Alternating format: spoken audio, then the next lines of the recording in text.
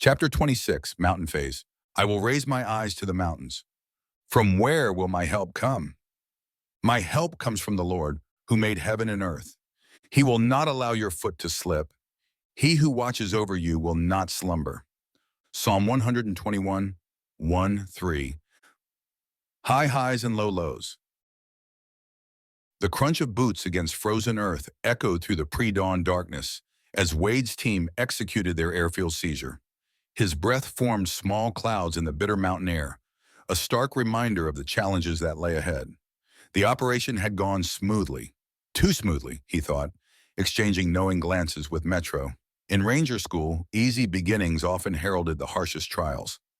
The austere beauty of Camp Frank D. Merrill stretched before them, dwarfed by the looming heights of the Georgia mountains. Wade's boots crunched through a carpet of fallen leaves and pine needles as he and Metro made their way to the assembly area on Mosby. An unusual stillness had settled over the gathered Rangers, the typical chaos of training replaced by an anticipatory quiet that seemed to pulse with its own energy. The approach of the Ranger instructors drew every eye. Their weathered faces told stories of countless seasons spent in these unforgiving mountaintops. The lead RI stepped forward, and Wade braced himself for the familiar bark of command.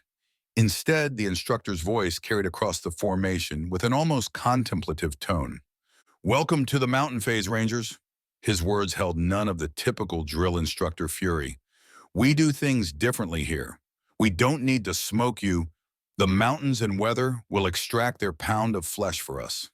He gestured toward a cluster of crude wooden structures. "Those are your quarters, basic, but you'll be begging for them when you hit the TVD. Each hut has a potbelly stove.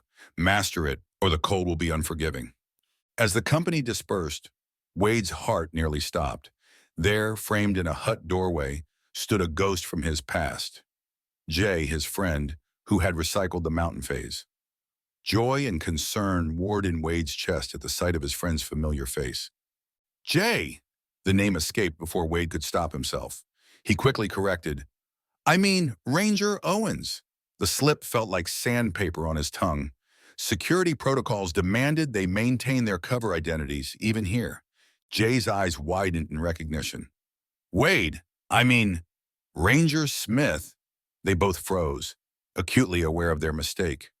Metro's gaze darted between them, his expression a mixture of curiosity and suspicion.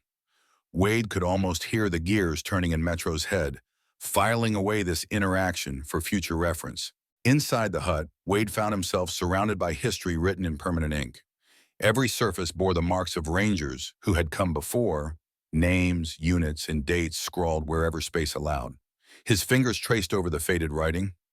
Ranger Dugway, 175th, 2-2358, the Frozen Chosen. Ranger Hathaway, 475ths, 6-2304, Death from Above. Ranger Wong, 375ths, pain is just weakness leaving the body.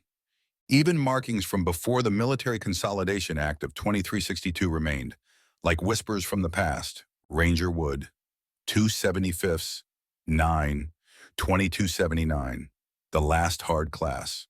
The weight of tradition pressed down on Wade's shoulders as he stowed his gear. These walls held decades of triumph and failure, of dreams realized and shattered. Metro appeared equally affected, his usual sharp wit temporarily silenced by the gravity of their surroundings. An RI's shadow darkened the doorway. "Listen up, Rangers." His voice carried the weight of experience. "The next 5 days will test you in ways you can't imagine. It's not just about endurance anymore. It's about mastering the climb. You'll learn basic mountaineering skills here at Camp Merrill. Then it's on to Mount Yonah for advanced climbing techniques." A grim smile crossed his weathered face. "Remember this, it's not the fall that's going to kill you. It's that sudden stop at the bottom. We call it rock poisoning." As the RI's footsteps faded, Metro turned to Wade, his eyes narrowing. "So, Smith," he said, emphasizing the last name with subtle emphasis, "looks like you've got a friend here. Care to share how you two know each other so well?" Wade's mind raced through possible responses, weighing the delicate balance between trust and operational security. The bond between Ranger candidates was sacred, but so were the protocols that kept them safe. He opted for a partial truth, letting sincerity color his voice. "We served together briefly before Ranger School. Didn't expect to see him here." Metro nodded slowly, his expression suggesting he knew there was more to the story, but was willing to let it rest for now. Outside their window, the mountains loomed silent and indifferent, their crease disappearing into the gathering clouds of late fall. Mountaineering. The next morning dawned crisp and clear, sunlight filtering through the pines as Wade and his fellow rangers gathered for their first day of mountaineering training. The instructors wasted no time with pleasantries, diving straight into the complexities of knot tying and rope bridge construction. Sleep-deprived fingers fumbled with unfamiliar patterns, the importance of each knot emphasized by the instructor's stern reminders of what failure could cost. Recon for Jaws. The unexpected command cut through the morning air. Confusion rippled through the group until understanding dawned. They were about to become intimately acquainted with the icy stream that cut through the lower mountaineering area. The shock of submersion sent electricity through Wade's nerves, chasing away any lingering fatigue with brutal efficiency. Shivering and alert, they faced their next challenge, the 60-foot cliff that would serve as their introduction to rappelling. Wade's prosthetic hand gripped the rope as he approached the edge, the instructor's earlier warning echoing in his mind. "It's not the fall that'll kill you, it's the sudden stop at the bottom."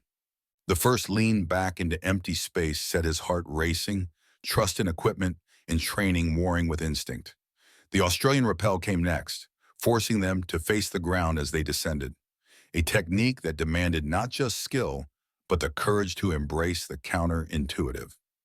Wade found himself grinning despite the challenge, adrenaline singing through his veins as he mastered each new technique.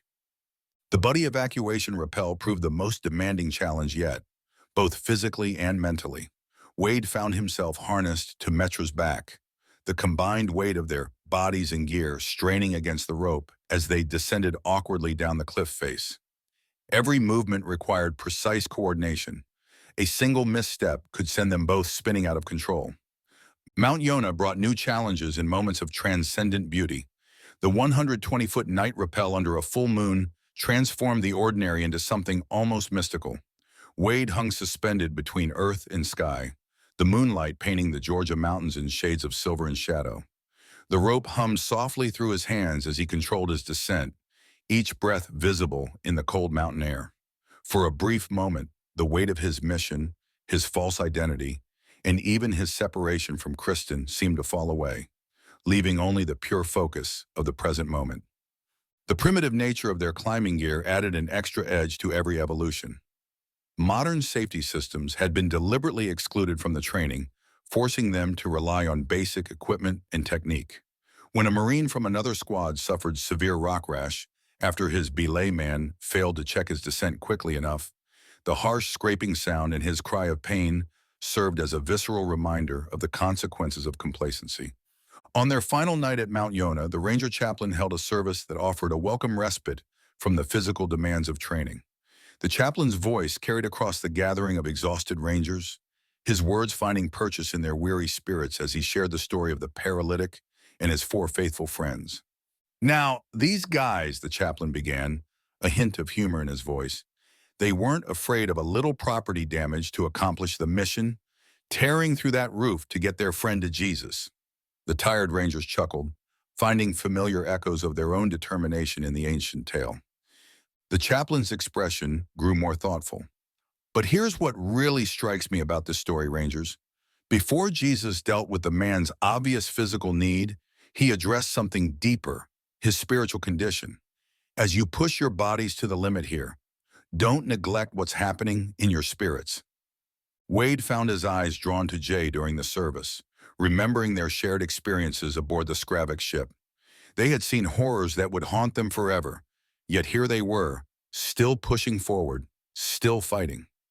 The chaplain's words about spiritual healing resonated deeply with Wade's own journey over the past 2 years. The next morning brought a sharp wind and the knowledge that their time at Mount Yonah was ending. As the Rangers broke camp and prepared for their descent, Wade, Jay, and Metro exchanged fist bumps, a gesture that carried more weight than words could express. Their shared experiences had forged a bond that transcended their cover identities, even if they couldn't speak of it openly. The backstory. The terrain model took shape under Wade and Jay's careful hands, a miniature representation of Hawk Mountain emerging from carefully placed rocks and twigs. The task offered a rare opportunity for conversation, though both men kept their voices low and their eyes on their work. "Still can't believe what happened at New Quantico," Wade murmured, his prosthetic hand placing a small marker with precise care. "Feels like a lifetime ago, but it's only been a few weeks." Jay nodded, his focus seemingly on the model, but his mind clearly elsewhere. "I heard about it while I was still en route to Ranger School. Security team boarded our transport after refueling on Mars. Next thing I know, I'm Frederick Owens, newly promoted sergeant, continuing on my way here." He paused, adding quietly, "They said I'd get further instructions after graduation, if I graduate." Wade looked up from the terrain model, studying his friend's face. "What do you mean if? You seem different this time around, stronger, more focused." Jay's hands stilled over the model. "I failed 2 patrols in my last class," he admitted, his voice carrying the weight of past disappointment. "That's why they recycled me in the mountain phase. I was trying too hard to be everyone's friend, to be the nice guy. My fellow Rangers didn't respond to that approach, and I paid the price for it." "Sounds rough," Wade said softly, understanding flooding his features. "Leadership isn't always about being liked." "That's exactly it." Jay's fingers traced the contours of their miniature mountain. "I've been wrestling with this tension between being a Christian and being a warrior leader. How do you love your neighbor while pushing them beyond their limits? How do you balance compassion with the aggression this job demands?" Wade considered this, remembering the chaos of New Quantico. "Sometimes the most loving thing you can do is push people to be their best," he offered, "even when they hate you for it in the moment." Their conversation was interrupted by Metro's approach. His footsteps faltered as he neared the model, his eyes widening with sudden recognition. "Wait a minute. I know who you are," he breathed, glancing between Wade and Jay. "You're 2 of the Marines who broke open the Saga conspiracy." The air seemed to freeze between them. Wade straightened slowly, his posture shifting almost imperceptibly into a more guarded stance. "That's right," he confirmed quietly. "But we'd appreciate it if you could keep that information to yourself, Metro." Metro nodded eagerly, though his excitement was visible. Of course, but the news feeds were buzzing about what you did for weeks. The infiltration, the rescued prisoners." "The feeds don't tell the whole story," Jay cut in, his voice carrying an edge that made Metro's enthusiasm fade. "What we saw on that ship," he shuddered, memories flickering behind his eyes. "We found hundreds of humans in stasis," Wade explained, his voice barely above a whisper. "Men, women, children, all being kept as food. The stench of that place, the darkness." He shook his head, unable to continue. Metro's face had lost its color. "I knew it was bad, but I had no idea. That's why what we're doing here matters so much," Wade said, gesturing to the terrain model. "We need every edge we can get to end this war, and that's why our involvement needs to stay quiet. We can't afford any distractions." Metro straightened, newfound respect evident in his bearing. "You have my word, but thank you for what you did and what you're still doing." The conversation shifted back to the mission at hand, but something had changed between the 3 Rangers. A deeper understanding had been forged, rooted in shared purpose and mutual respect. As they finished the terrain model, Ranger Metropax gathered the section for the operations order.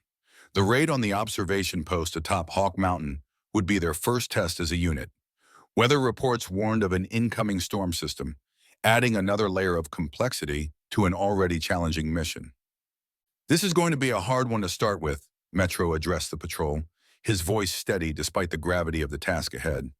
"But I'm confident if we all do our job and stay motivated, we'll succeed. We move out at 1800 hours. Hit time is 02. The ascent.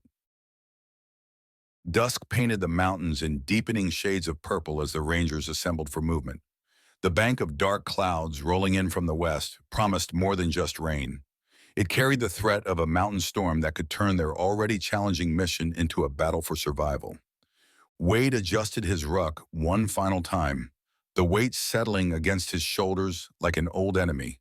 His arm ached where the prosthetic hand it met flesh, the cold already seeping into the connection point. He pushed the discomfort aside, focusing instead on the mission ahead. Beside him, Jay moved with a newfound confidence that spoke of lessons learned through failure and redemption. The silence of their initial movement was broken only by the soft crunch of boots on rocky ground and the occasional muted clink of equipment. As they began their ascent of the Tennessee Valley Divide, TVD, the first scattered raindrops struck their faces, harbingers of the misery to come. Within an hour, the weather transformed their world into a cold, wet torture. The rain, driven by gusting winds, seemed to find every gap in their wet weather gear. The steep terrain became treacherous, each step requiring careful placement to avoid a potentially fatal slip. What had started as a tactical movement was rapidly becoming a test of raw endurance and will. Wade found his thoughts turning to Kristen as he pushed up to and through the pain. The ache in his shoulder had become a constant companion, intensifying with every step. The cold seemed to have a particular hatred for his prosthetic, the connection point feeling like ice against his flesh. Yet in this struggle, he found a strange comfort. Every step up this mountain was a step toward proving himself worthy of the sacrifice she had unknowingly made. Jay moved through the darkness with purpose, his movements exhibiting none of the hesitation that had marked his previous attempt at the mountain phase. His voice, when he spoke to check on his team members, carried the quiet authority of someone who had finally found the balance between leadership and compassion. Metro called a halt as they reached what felt like the halfway point, though in the darkness and driving sleet, distance had become an abstract concept. The Rangers huddled against the mountainside, checking maps and trying to conserve what little warmth remained in their bodies. The Ranger instructors stood like sentinels in the storm, their stoic endurance a silent challenge to the struggling students. The sleet intensified, the icy particles stinging exposed skin like tiny needles. Wade watched his breath form ghost-like clouds in the beam of his red lens flashlight as he checked his map. The op order replaying in his head, its words burned into his memory. Raid, capture, report. Simple objectives made desperately complicated by terrain and weather. Pressing on. The final days of Mountain Phase tested them in ways none had expected. The weather never improved, seeming instead to find new ways to make them miserable. Sleep deprivation played tricks with their minds. Shadows became enemy patrols, rocks transformed into living creatures, and sometimes took on the eerie shapes of the Scrabex themselves. Yet through it all, Wade, Jay, and Metro found strength in their shared struggle and unwavering faith. Their bodies shed weight at an alarming rate, uniforms hanging loose where they had once been tight. The constant physical exertion, combined with minimal food, created a hunger that became another test of will. Yet somehow the hardship forged stronger bonds between them. They learned to read each other's needs without words, to offer support before it was requested. When word finally came of their successful completion of the mountain phase, the three Rangers shared a moment of quiet triumph. There was no energy for celebration. Their bodies and minds were too depleted for anything more than grateful acknowledgement. They had survived the mountains, but they all knew that another challenge awaited them in the swamps to the south. As they prepared for movement to the Florida phase, Wade caught Jay's eye across the assembly area. They shared a look that contained volumes, pride in their accomplishment, recognition of how far they'd come, and determination for what lay ahead. Metro joined them, and no words were needed as they gathered their gear. They had conquered the mountains together, and the swamps, however daunting, would face the same unified front. The mountains had changed them, stripping away pretense and revealing the core of who they were as Rangers and as men. As their transport arrived to carry them south, Wade took one last look at the Georgia mountaintops. They had entered the mountain phase as individuals seeking to prove themselves. They would leave it as brothers, forged in the crucible of cold, wet, and endless vertical challenges. The swamps awaited, bringing their own unique brand of misery. But for now, they had earned the right to move to the next phase, and that knowledge would carry them through whatever hardship lay ahead.